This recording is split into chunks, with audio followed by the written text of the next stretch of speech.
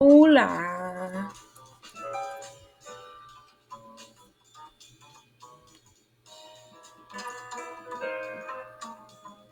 Hola. So we're back for part 3 to the Alchemist. Um let's just go over what we read so far since this is the last part. Um you wanna go over what you learned from the first part that we read?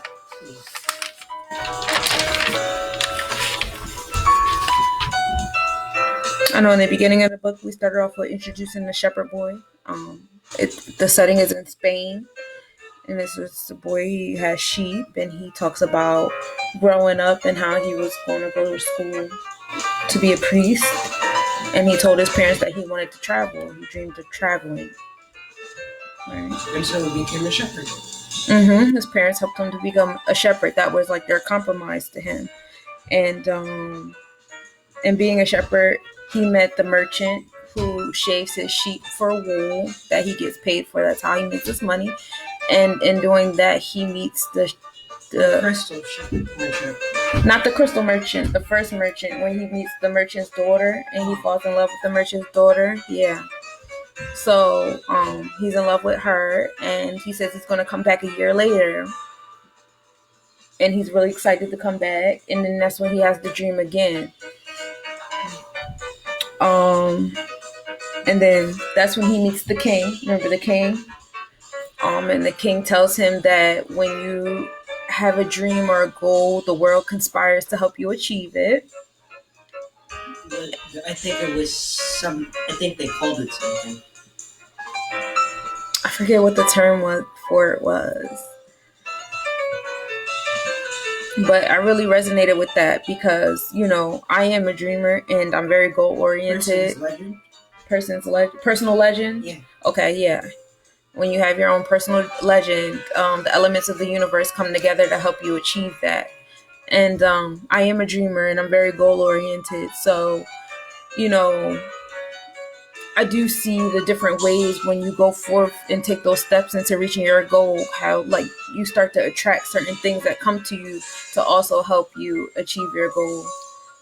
So I can resonate with that. And then right after he meets the king, he sells his sheep and he makes the step that he makes to get to Africa to go to the pyramids. He meets the thief, and the thief pretends to help him, but he actually takes his coins.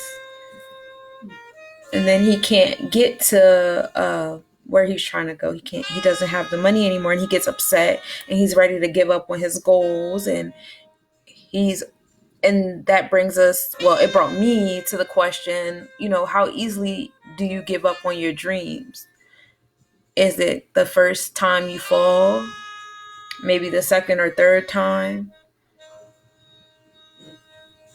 How easy is it for you to give up on your dreams, Z? What are you doing with your dreams?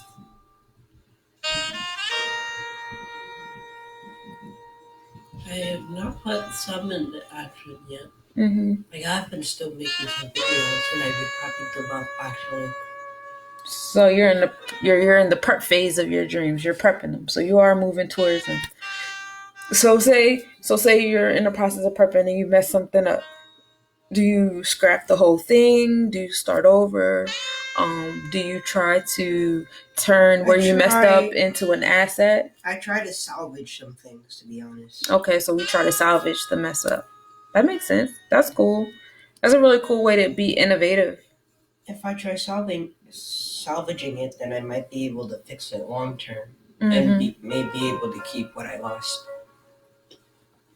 And sometimes you even come out with something new, something different, something better when you try to turn your mistake into something instead of just like erasing the whole picture or the whole, plan out the way.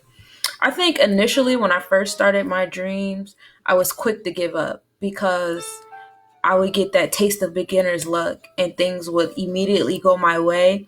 And then as soon as they didn't, it was just like, this wasn't meant to be. And I kind of would like fall into myself or spiral or melt down or what have you.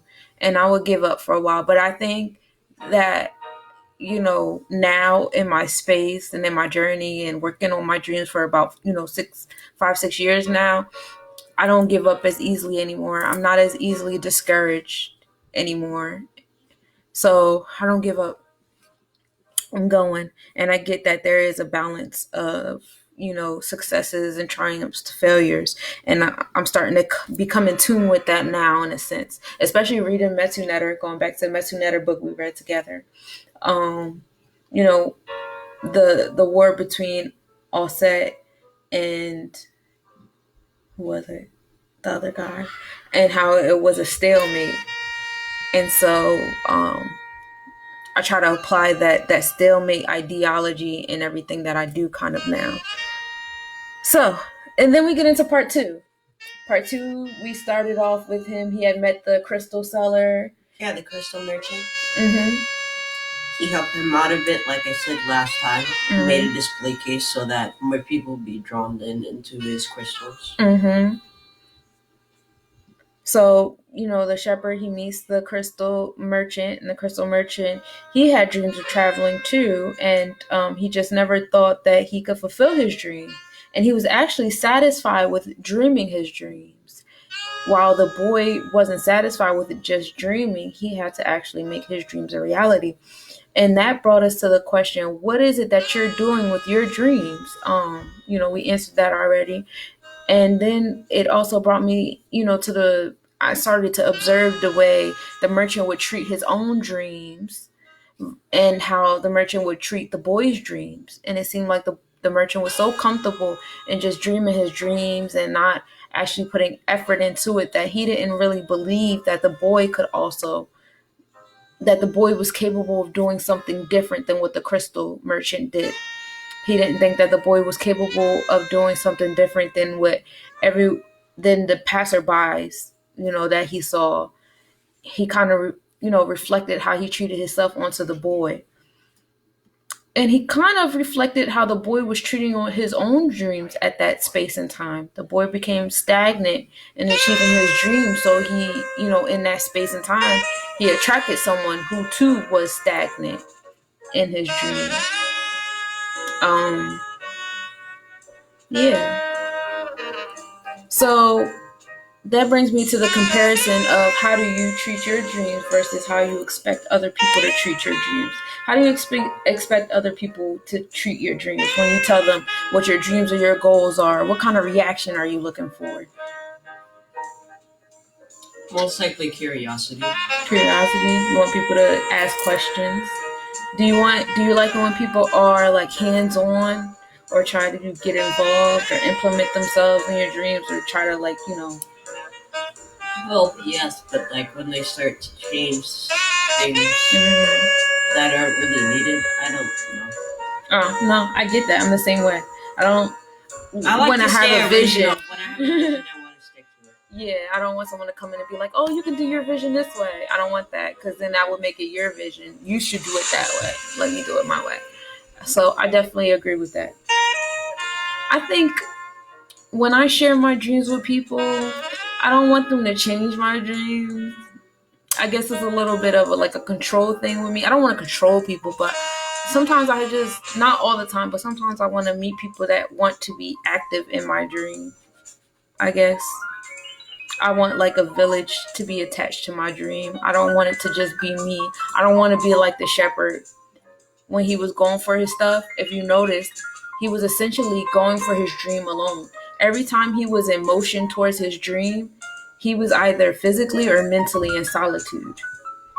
Even when he was in the desert, he was with a group of people, and he was with the Englishman or he was with the alchemist, but still he wasn't really moving towards that dream until he was in solitude. And I don't know. You know what? The more I talk, the more I think. And I'm like, I can agree with that. Like when I was in solitude, that's when I was moving the fastest towards my dreams and my goals. But how did you do it? Did you think about it and you went forward with that? Or did you actually act upon it? I thought about it, but I thought about it in baby steps. I never, I see a big picture. I know ultimately what the big picture is that I want, but I don't And sometimes I'll see the little big pictures. I don't plan out the little big pictures too much. I plan out the tiny steps. So like you would see them visually in your head. Almost. Yeah. So it's like you got layers. You got the whole book, and I see the whole book. And then you have the parts. I don't really plan out the parts too much. The parts just kind of come together. But the chapters, the sentences that make the chapters, I pay attention to the sentences that make the chapters. Yeah. You pay attention to those. Yeah. So that's kind of how I go for my stuff. But for my stuff, when I go into the details, sometimes I get something too many details than another. Because on my side, if I were to create an animation, I don't want to put too much attention on the enemy unless like they have their own art coming soon after a finale of sorts. Okay. But then if I put too much into the hero, then where's all the sidekicks and all the other characters that people would like? You're right. But okay, so in the book, and trying to like relate his life to like, reality, it's like in the book, when he was in solitude, that's when he was going the fastest. But when he was with someone else, that's when he was like receiving an answer or an omen or like the energy back that he was putting out in solitude. You know what I'm saying? So I get what you're saying about like, developing the other characters and things like that.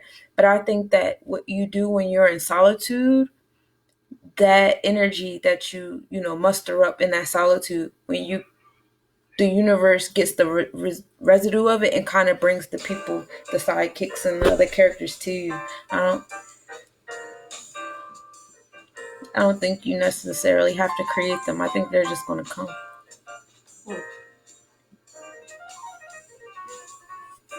Yeah. So that was pretty much part 2 in a nutshell. Just seeing how the boy was treating his dreams and how he became stagnant because he became discouraged by the thief, and then he meets this crystal owner who was stagnant about his own dreams, so he doesn't really respect the boy pursuing his dreams too much. He kind of like laughs at it and dismisses it a little bit. And so then after a while, the boy gets enough money for the crystal shop owner to follow his dreams, for him to follow his dreams, or get his sheep back, whichever one he chooses. And the crystal shop owner doesn't really believe that he'll go forward and see the pyramids. I think he was kind of like, you got the money. I think he didn't really know what to say, but he couldn't escape his pessimism from his own reality. So, yeah. I mean, wasn't there like a little bit of hint of that when, in a sense, he was trying to give him appreciation for the display, but he didn't really want to say it? Yeah, you're right. And then he also didn't really want to elevate his store by selling tea in the store either. Like the boy was trying to like elevate him, and we'll get back to that part too. Other like side things. Yeah. His main idea. But then that's like you said, when you have a vision, you don't like when people come in and try to manipulate your vision. So he could have had the same mind. Well, he did have the same mindset. Well, he probably had the mindset like he was trying to manipulate him, but at the same time, I think he knew what he was trying to do. Mm-hmm. But still, he didn't want anything happening to his original plan. So he just stuck to it. And I guess that's how he's going to be for a while. Yeah. But I believe he's still going to maybe try, or at least visit the pyramids. Mm-hmm. Or at least that's what I think. He has too much history with it for him to just let it go. Right. So we ended part 2 with the boy in the desert. There's a war going on in the desert, and they reached the oasis in the desert, and it's not safe for them to go further because the war has gotten so intense out there. They didn't want to get caught up in the crossfires. So while he's in the oasis, he meets Fatma, and she's a woman of the desert, and he falls in love with her, and he wants to be with her. And once again, he tries to be stagnant on his dreams. And luckily, unlike the last person he ended up hanging around, she told him to keep going for his dreams and she'll be there when he gets back. So is he? He like two girls, or is it the same? Kind of, right? Like he kind of forgot about the merchant's daughter, and now he's all about that. And then later on, I feel like the merchant's daughter is actually kind of into him too. Right. Ended up like SIMP. But anyway. Yeah, so he's in love again. And so that's how we end part 2 with him in the Oasis.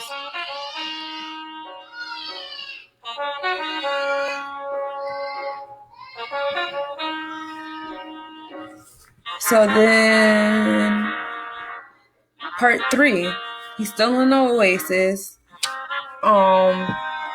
He tells the chief that his what did he tell?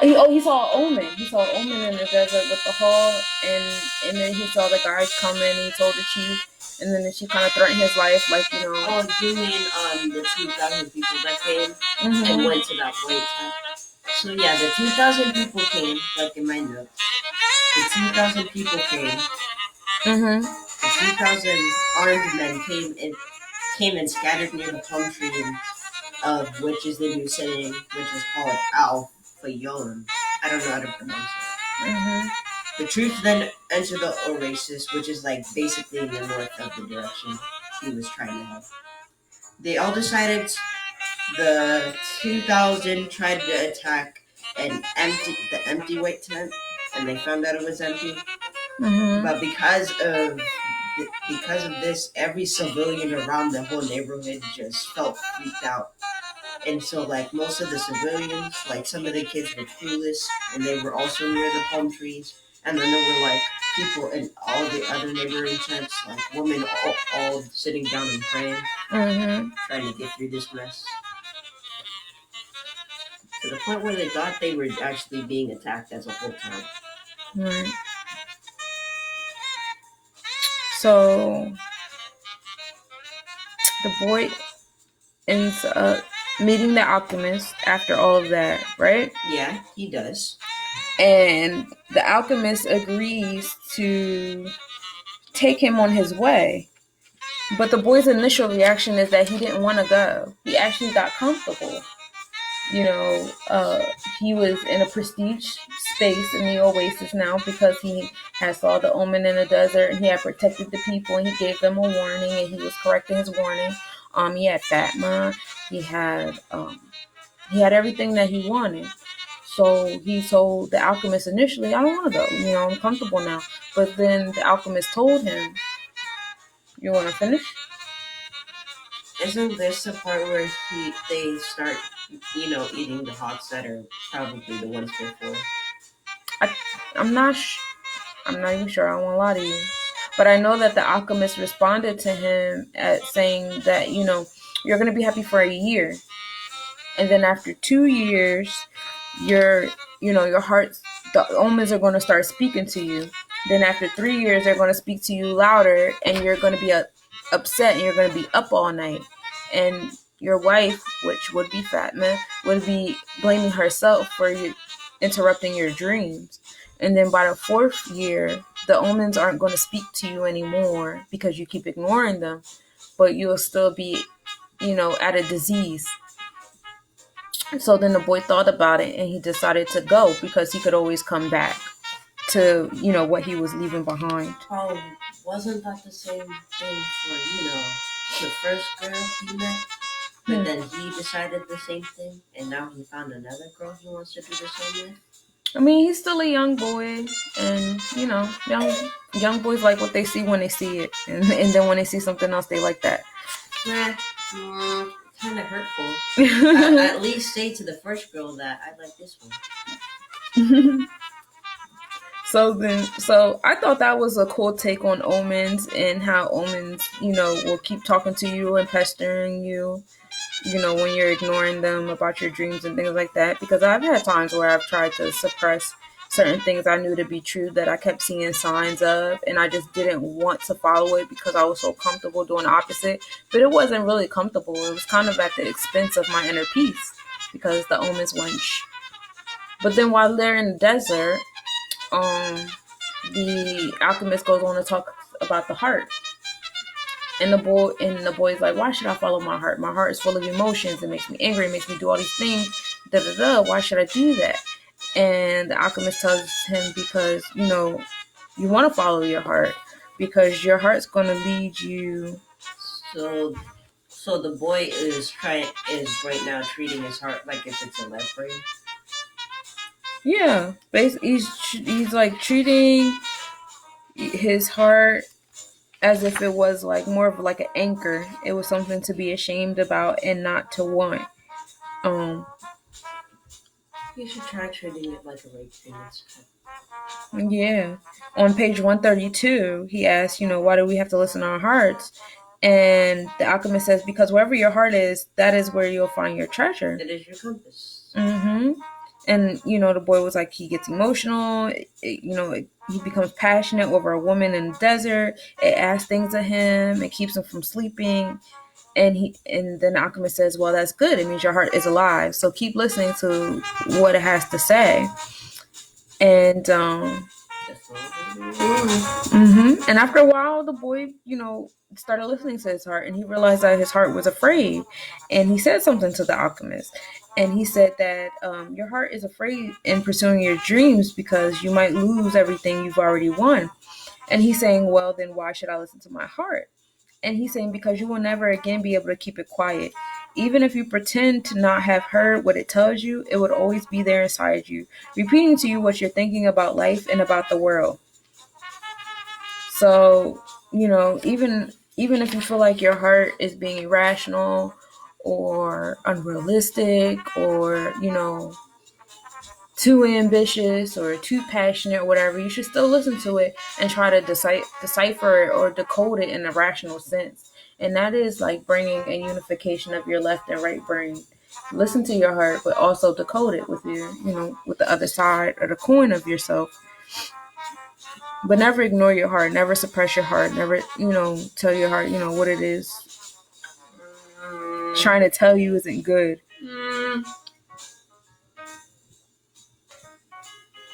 So yeah, so they keep going in the desert, and then I think this isn't. But while the boy is not physically alone in the desert, he becomes psychologically and spiritually in solitude, and he becomes one with the desert, and he begins to listen to himself, and he begins to listen to the soul of the world, and he begins to listen to the desert, and he's really going into himself. And him and the alchemist have a few conversations. They get stopped in the woods. Stopped in the woods. They get stopped in the desert a couple times by a couple men. The one time, witches already. right. One thing that the alchemist said, and I have a question to ask you after this, is he says that people sometimes only want treasures of their dream and not actually living the dream. And I like that he said that. There are times where I personally have gotten caught up in the results of what I think a dream is supposed to give me. And I didn't really pay attention to actually living the dream and wonder and was a little PO'd that it didn't come out the way I had intended. I think I like finding one. I think the thing that pleases me when I have a role is that I found it and I took it. And it appealed to me. Has there ever been a time where you've become more caught up in the results of something and receiving the results of something than the actual process of achieving it? Like, I think at this point and at this age, I have plenty of times. Even if it's not in real life, I've been doing this a lot in video games too. Like you just want to win, but you're not really paying attention to what you need to do to win. Yeah. Also, if I just want the good things in the game instead of the bad things. Mm. Especially if people are so negative about it. Mm-hmm. Why people gotta hate on Destiny? True. You're right. And you know what? You make a good point, I think, because when we are only looking at our goal, it's easy for us to get pushed by negative things that come along to reaching that goal because we're not really looking at the process to getting to that goal. We just want the to receive the goal and that's it. Like a broad example, I want a job. I'm not really thinking about the process to getting a job, all the steps, all the time and energy that's required, the times that I'll be discouraged But or you like the advantages. Like you don't have to be on someone else's time. You're not being overworked. well, no, what I'm saying is my goal is to get a job. I mean, yes. I'm not thinking about the process at all. I just know what I want. That's it, right? Your dream though was to become a boss. No, I'm saying like I'm giving you a general. Okay, we can use that example because it's more personal. I was just giving a general. Okay. But giving more. I want to be my own boss. And okay, so this is a good example. Thank you for making me tell my business because when I first wanted to be my own boss, that's all I would think about. I just wanted to be my own boss. I wasn't. And at the time, you were dealing with bosses that either irritated you or gave you a hard time doing your job. Right. But I also wasn't thinking about the process.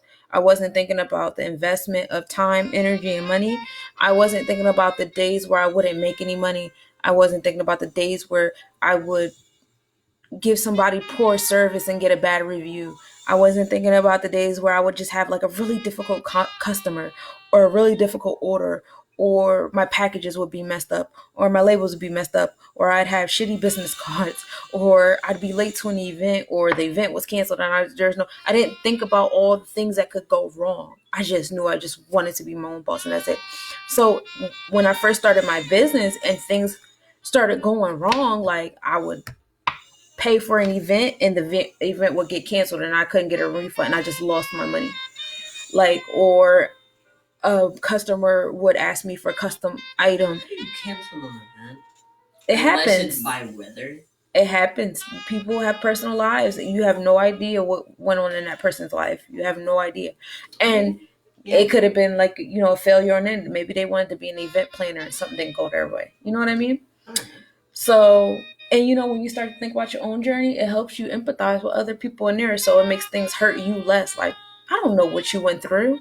But back then in that space, it was like, what the hell? Like, why is this happening? Whatever. And I would get so upset and so discouraged. And I would just go like weeks, if not months, without doing something. Every time I got a bad review, I would go like weeks and I would just hide. Because I'd be so upset, so disappointed, so like, why? But now, as I get that. Right. Now as I get, more mature in this part of my life, I get a thicker skin and things don't discourage me as quickly or as easily. And I'm not just focusing on the goal. I also see, the steps in between. So it makes it easier. And, a lot of people do that. A lot of people are like, it's this joke like, I want to win the lotto, but I got to play the lottery first. And yeah, I want to win the lotto. That's the goal. But are you buying them tickets every day? Are you going into them stores every day? You got to do all that stuff in order to win a lotto. It's an investment you have to make. Are you willing to put in that investment? Are you willing to have them days where you just wasted a bunch of money, or one of them days where you broke even, or one of them days where you won? It's going to be like that with whatever you do. And, instead of just focusing on the end game, you got to be wary so that you're not easily discouraged or swayed from whatever your goal or your purpose or your destiny is.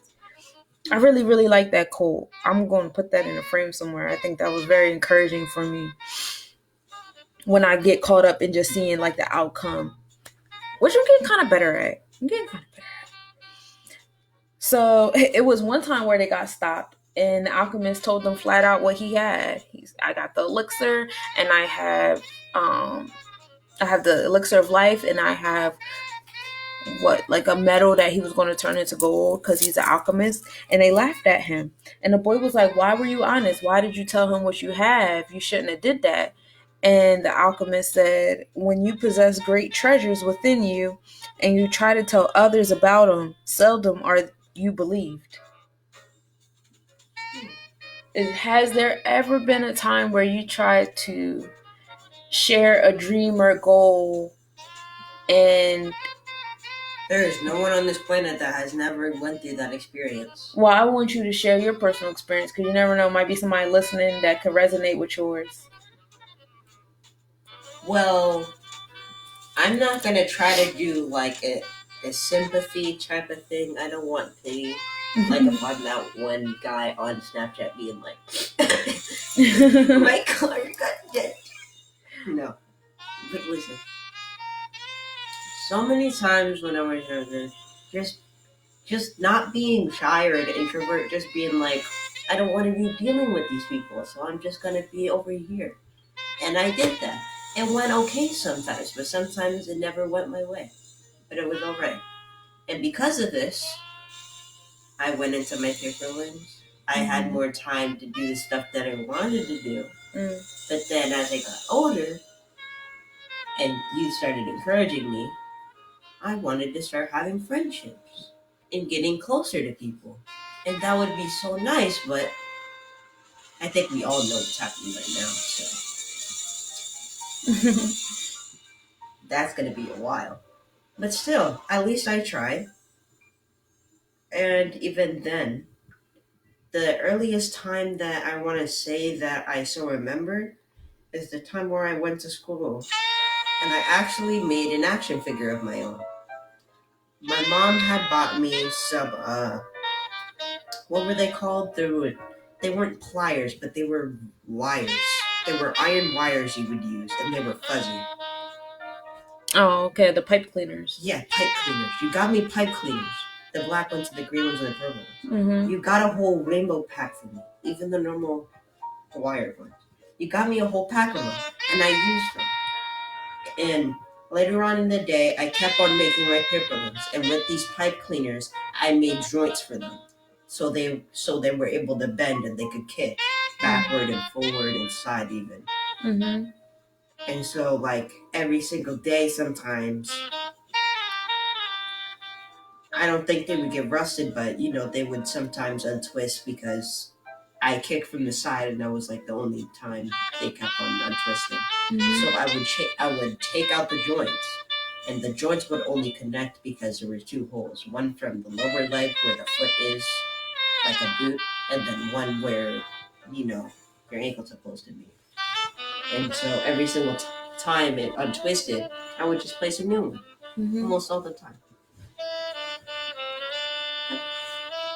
Until eventually people just kept on taking them, especially when you had everything people wanted to. This happened a lot when I kept on doing projects for people. Yeah. And almost all the time they would just take my scissors and be like, it's okay if I use your scissors, right? Yep. Like it's for the project. I can definitely take them off your hands. Even when I'm in the middle of doing something. Okay. So you dealt with people disrespecting like your journey with your paper links. Yeah. And your process with that.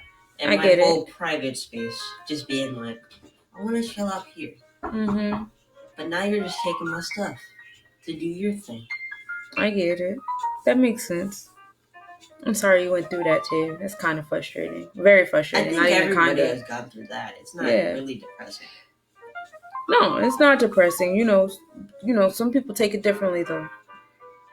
I think the main. Go ahead. I can understand that. Because sometimes it would get so bad that I would actually just fight people because they literally took my stuff as I'm doing something. Like, oh my god, this guy took my pencil. I know it was a pencil, and it's not the fact that it was a pencil. It was the fact that he took something that was mine. Right. And especially since I was doing something, and I told him many times before of this event, and he still insisted. That's what triggers me sometimes. Yeah, I get that. I respect that. Just gotta start smacking niggas. I think that like the main dream that I have that I try to share with other people but I don't get the reaction. I guess the reaction that I seek is when I talk about buying land, when I talk about my dream of a village. And it's funny because this is a dream that I've had since I was a kid. When I was like younger than you, maybe Miles' age, because I was living with my dad, probably like a little bit older than Miles. And I used to have dreams of like my whole family like in the same, not necessarily the same house, but it was like the same like space, kind of like apartment kind of like a cul-de-sac, if you will. And and it's funny, like now I'm an adult and I really want to make that dream that I had as a child come true. That apartment. No, you don't, because it was in my dreams when I was younger than you. Really? Yes. Unless you still in my dreams. Stay out my dreams. But so that was a dream I had a lot as a kid, and now as an adult I'm trying to implement that dream because I have a lot of elder relatives and I have a lot of children relatives, and I think that a lot of us kind of have the same issues with money and childcare and, you know, housing and things like that. And I think it would be a good idea if we put our bread together and bought some land and built our own village, so that there's always someone there for the children. There's always someone there for the elders if they have to go to doctor's appointments or to the store or, you know, whatever. You know, there's always someone there. And it's one of us. You don't have to call a stranger or, you know, some wishy-washy friend or whatever. It's family there. And that's a dream that I've had since I was a child. And I think that's a dream of mine that when I share with the universe, it does get believed. It's not believed, at least not with the same amount of passion as I hold with it. But I'm going to make it happen regardless. I'm finally coming into my own skin with that dream that I have. And I feel it even stronger now than I felt it when I was relying on other people's reactions to make my dreams come true. So anyway, moving on. So we're in the desert. It's the boy and the alchemist, and they're talking about the different metals and their destinies. And he talks about the gold and how people have become so consumed with the gold they forget about the lead and the silver and steel and copper and all the other metals who have destinies that are just as important as the destiny of gold. Lead is always important. Do you know what lead does? No, I don't know. All I know is that every single time in my childhood, I either saw some kid that had ink in his mouth because he was chewing the pen. It's different kinds of lead. Or he was actually getting lead poisoning because he was being an idiot in class. Well, if you go on letsnobodiescollection.com, I have a blog up there called Metals in Your Organite. And on that blog, I address all the different metals and their benefits, which essentially could also be synonymous with their destinies. So you can go up there and you can look up the different metals. Lead is also up there, along with tin, copper, silver, gold, etc., etc. I also wondered what tin does. Does a lot of things. Where did it come from? Like, how do you get tin? Okay, so we're gonna get you a science book, and we're gonna go over the whole periodic table. Oh Lord! It's alright. I got a whole book. And I got a section with just metals, and we can read about the metals when this video is over. And then the alchemist goes on to say another quote that I thought was really cool. Anyone who interferes in the destiny of another never reaches his own. I like that. Mm-hmm. Did you like that one? I did. Did you feel that in your spirit? No, because I've done that plenty of times. I don't think I've ever interfered in anybody's destiny. Maybe not interfered, but I probably did, but it wasn't intentional. Probably not. Like, you just tripped and you'd be like, I'm falling into your destiny. Basically. I don't think I'm not a malicious person. Mom, nobody's malicious. We all just have that. But when I think about interfering in other people's dreams, I think of malicious intent. But Mom, that's the whole point of the human race. We have that in our heads. It's just there. Like, we both have like a right brain and left brain. We have that mindset only for that purpose, so we can understand what is at the back of our heads and why we always have the stop talking. That emotional attachment to words and shit. Like when you see that one kid in the class, and you just feel like, stop talking. I hate that. So but then, it's just a way to understand. Yeah, this is true. Otherwise, you'd be just clueless, and it would actually come out in a rage. We don't want that here. No, we don't want that here. So they come across two different people, and then they come across the third. And the third group of people they come across actually take them, and they take all their belongings, and they take all the boy's money. And the boy's like, Alchemist, why did you give him all my money? And the Alchemist was like, that money could have lasted us for 3 days, but that money saved your life. Money never saves anybody's life, so consider yourself lucky, kid. And I really enjoy, and I really like that optimistic outlook. That was very I don't know, but I like that optimistic outlook. Money is never lost. It's always invested. I saw that as a truth. I saw that as a truth, to be honest. Yeah, how so? How so? You know how many directed movies be like, I get robbed because I have so much money. Here's some more money for you to protect me. Man's dead the next day. I mean, if it's in so many shows and movies at this point, I think it already comes to clicks in your head at this point that money is a bad thing. Oh, la. Especially if you're still in reality at this point.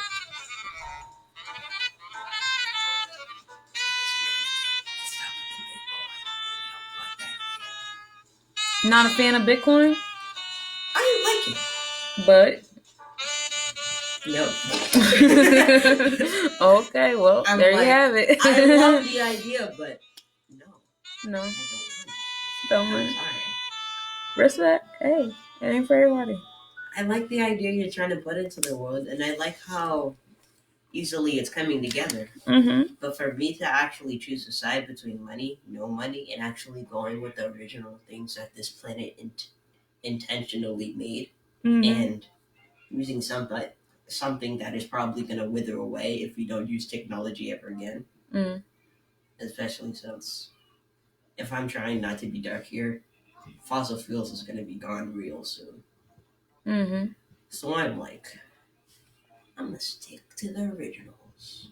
I'm going to sell you cloth. I'm going to sell you lead, tin.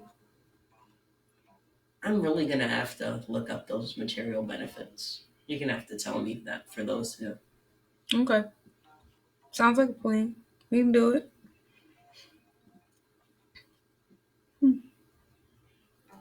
So then they get to the third group of people, and they actually keep them, and they take all their belongings. And the boy told them that he could turn into the wind. And everybody's like laughing at him because once again he tried to explain others about his great treasures he possessed, and they didn't believe it. So the boy goes. When you first heard it, did you think it was a metaphor, as in he was fast, or did you actually think he had a treasure? No, I thought it was a metaphor. Like when you possess any type of gift, any type of dream, that especially when nobody else can fathom it. Especially when you read it in that view. Yeah. Like you thought it was a metaphor. Yeah, I thought it was a metaphor. I thought it was like a metaphor for like your dream, your internal gift.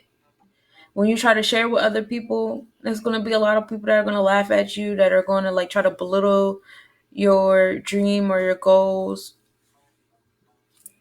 That's going to be around. And then you're going to have, that 5% of people that you come across that like cheer for you super hard. But whether people are cheering for you or booing you, neither should influence how you feel about your dream. Nobody should make you feel good about your dreams. Nobody should make you feel bad about your dreams either, because they're yours. It's just about what you feel. So the boy went to the edge of the desert and he started talking to the desert. They had a conversation. He dying from hydration. Do you think so? Yes. Talking to the desert? What? When you start seeing some trees. See, you're one of the people that's laughing at his dreams. No, it's like, listen, you went up to somebody and they said, I speak for the tree. Well, obviously this You're is the a trees, gift I give you the desert. because he really did talk to the desert. They was talking about love, and they were talking about what is love. Well, I'm not going to comment on that because I haven't been in love yet. No, we're not talking about in love. We're talking about love. In general? In general. Okay. Love anybody. Well, then I've experienced that. Well, in the book, he was talking about Fatma. He keep talking about this girl.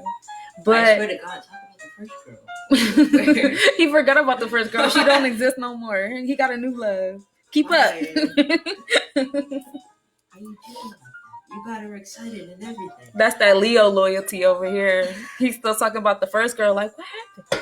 What happened? You said you were going to marry her and everything. You tried to propose to her. Literally, facts. Well, now he proposed to the other girl, though.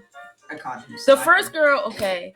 In the second girl's defense, the first girl was super hyped that he knew how to read. Like, she was like, "You're a shepherd. How do you know how to read? This is amazing." Like, that's kind of a turn off. Like, I need you to just be cool about me knowing how to read. But the other girl, she was all supportive of his dreams and stuff. She was like, "Hey, don't stop here and marry me. I need you to go follow your dreams, and I'll be here when you get back. I'm about to kiss the wind and stuff, and hopefully the wind blow my kisses to your face." Like, that's real love. So yeah, forget that first girl. She back there in hometown where she belongs. Even though like he started it and he even tried to propose, I'm like, get you a girl that encourages you to follow your dreams and it helps improve you. Not a girl that's fascinated about the fact you can read. Anybody can read 3 books. Exactly. That's not somebody that's fascinated by the bare minimum has low expectations. And so when you do something that's above their expectations, they don't even appreciate it right. 300 pages books, 5 of them a week.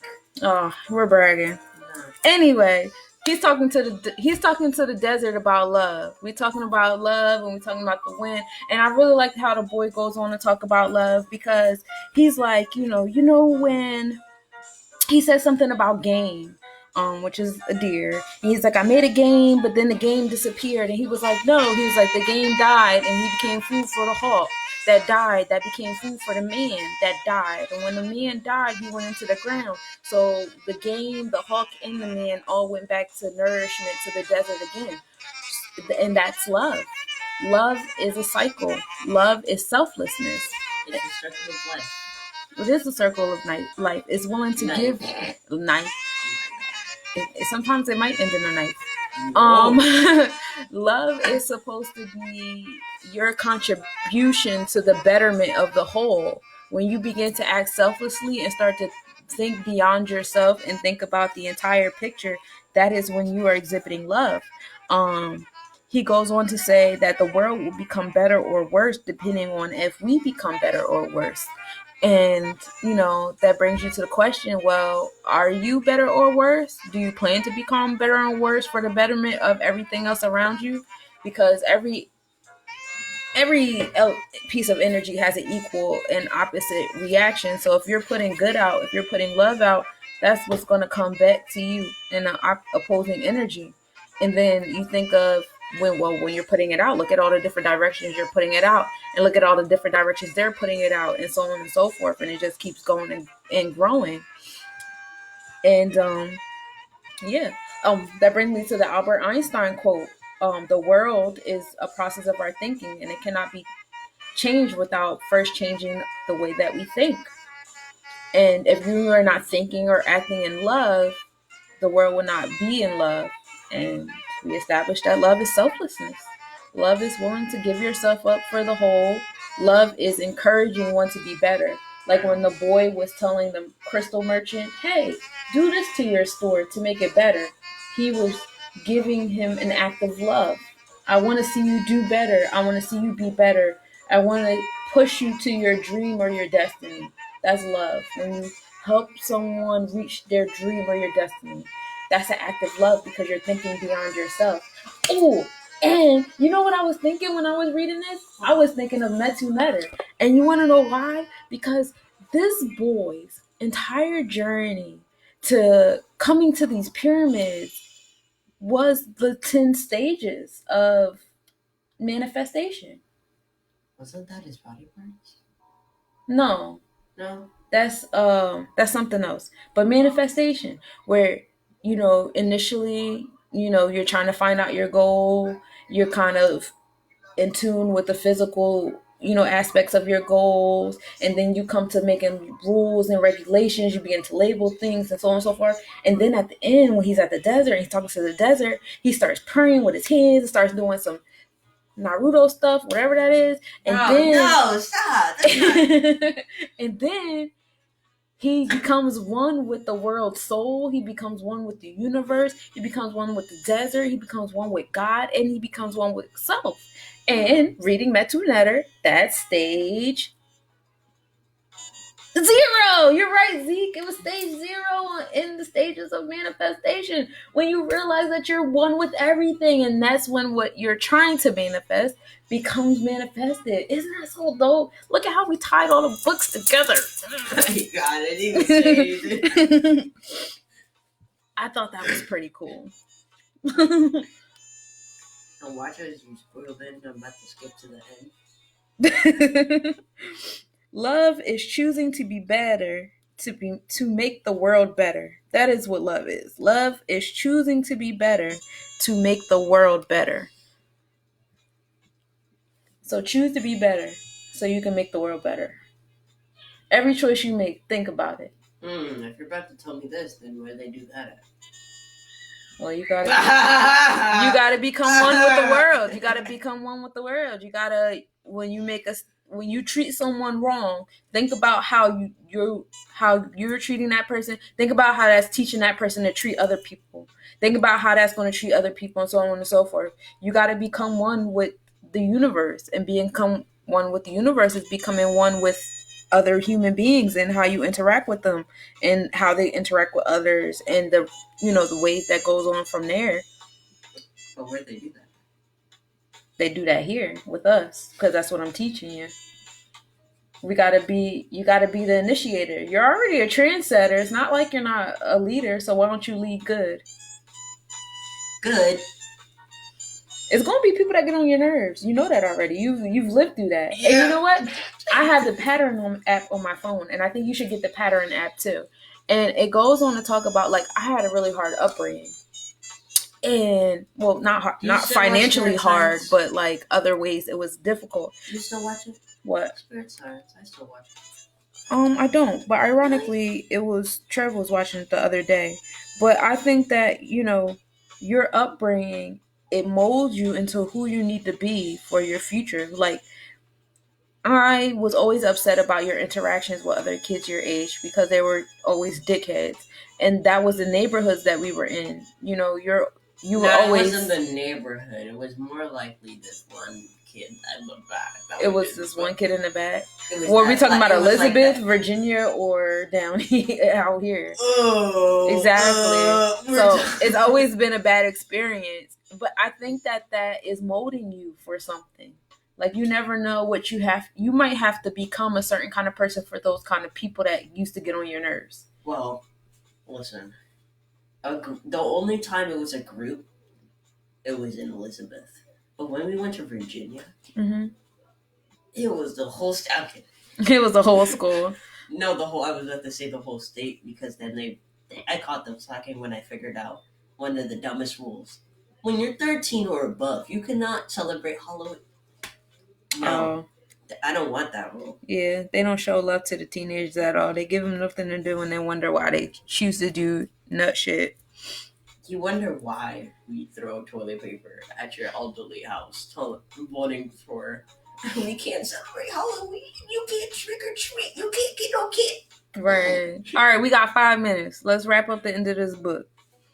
So, the boy becomes one with the universe. And then the boy and the alchemist go their separate ways. The boy goes to the monastery, talks to people with the alchemists or whatever, and then the boy makes it to the pyramids. He's digging. The guys are laughing at him, and then the guy says something to him about, reaching a boy that's a leader of sheep, and then he's like, oh, he has an aha moment. So he goes back to the church where he initially was at the beginning of the book, and he begins digging, and that's when he finds his treasure. He finds his treasure when he goes back home, and he finds a treasure chest full of old Spanish gold. The end.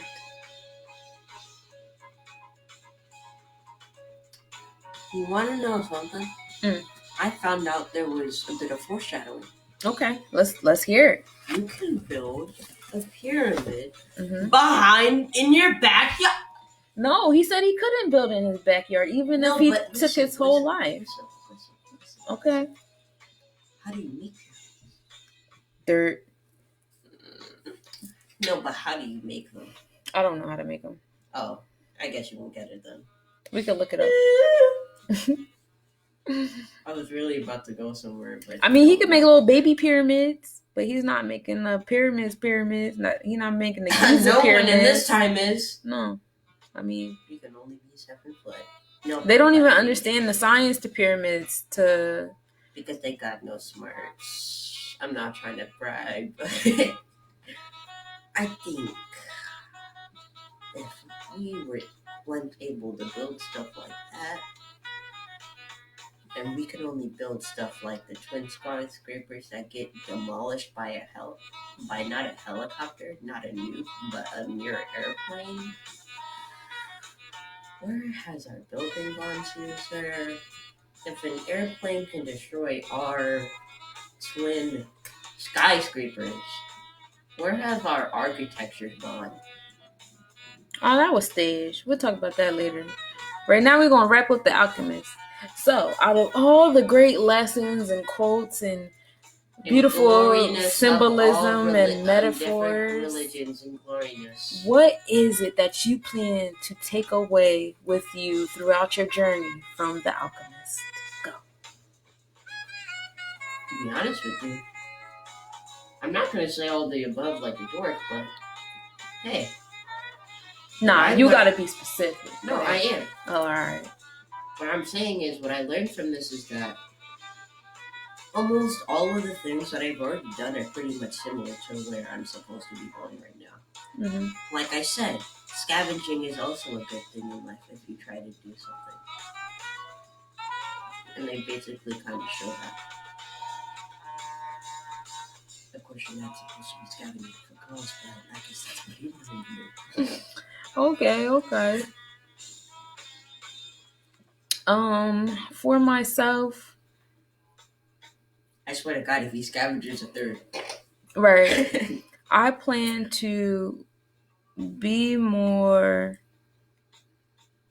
aware, considerate. Aware and considerate. I like those words. I was looking for those words. Aware and considerate of how I treat my dreams and my goals.